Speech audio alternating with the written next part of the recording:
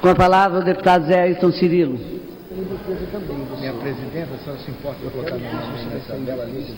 Você está com um cara tão bonito.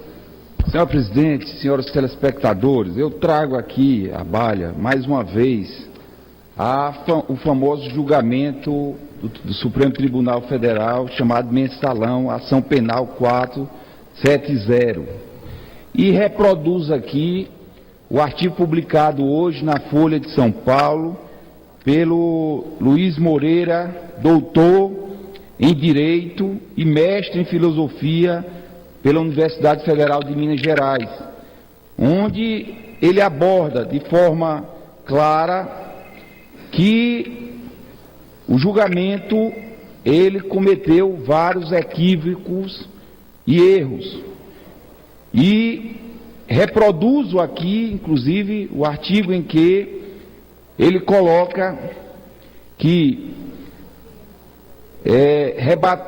colocando, inclusive, a matéria do jurista Klaus Rochmann, que fez uma grande entrevista nessa Folha de São Paulo, onde ele estabeleceu as premissas para a atuação do judiciário em matéria penal. Uma é a comprovação da autoria para designar o dolo. Outra é o que o judiciário nas democracias garantiristas. Rochin substancia essas premissas nas seguintes afirmações: a posição hierárquica não fundamenta sob nenhuma circunstância o domínio do fato. O mero ter que saber não basta.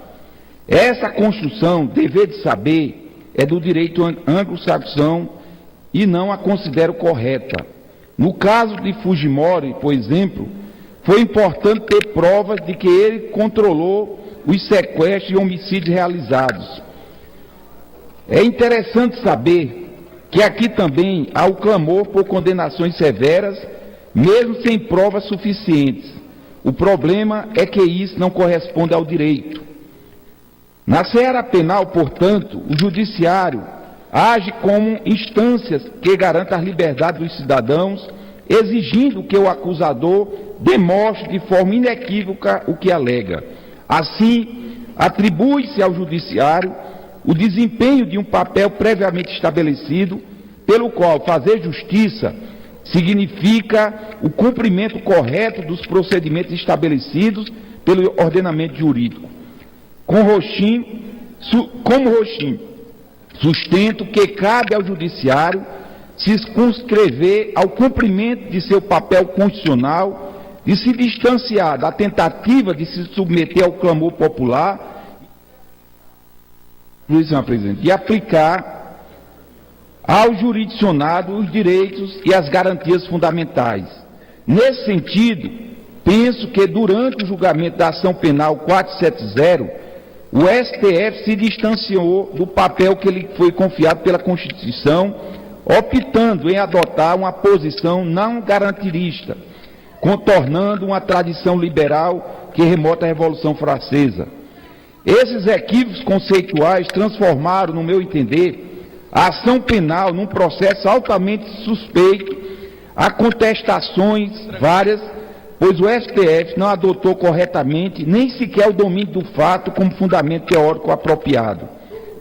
Tais vícios conceitual e metodológico se efetivaram do seguinte modo: o relator criou um paralelo entre seu voto e o silogismo, utilizando o mesmo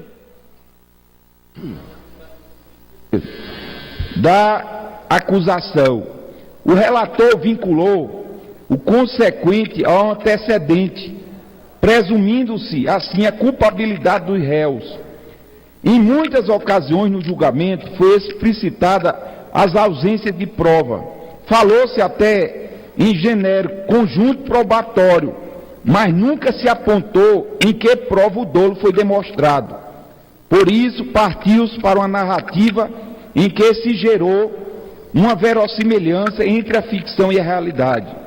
Por isso, senhora presidente, eu queria aqui me associar a esse grande jurista, mestre em direito, e colocar para a opinião pública brasileira e lamentar que o STF no Brasil tenha feito esse posicionamento, inclusive invertendo a pauta, porque o que estava em jogo nesse processo era a discussão do julgamento primeiro.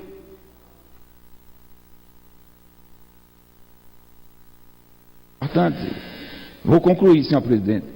Primeiro, inverter a pauta desse processo, porque o que estava em jogo, e bem anterior, era o chamado mensalão tucano, que foi lá a origem. E por que se inverteu essa pauta para se colocar o julgamento do mensalão dito do PT? Primeira questão. Segundo, senhor presidente, está mais do que provado que foi um processo tramado mediaticamente para ser colocado, inclusive, nas eleições, para nos desgastar e desgastar o Partido dos Trabalhadores. Por isso, fundamentado, inclusive, nesse artigo 8 da Folha de São Paulo, a gente vem aqui, mais uma vez, lamentar essa posição e esperar que o judiciário brasileiro possa, de fato, se fundamentar em provas concretas e não acusar, e não julgar sem prova para condenar inocentes. Muito obrigado, senhor presidente.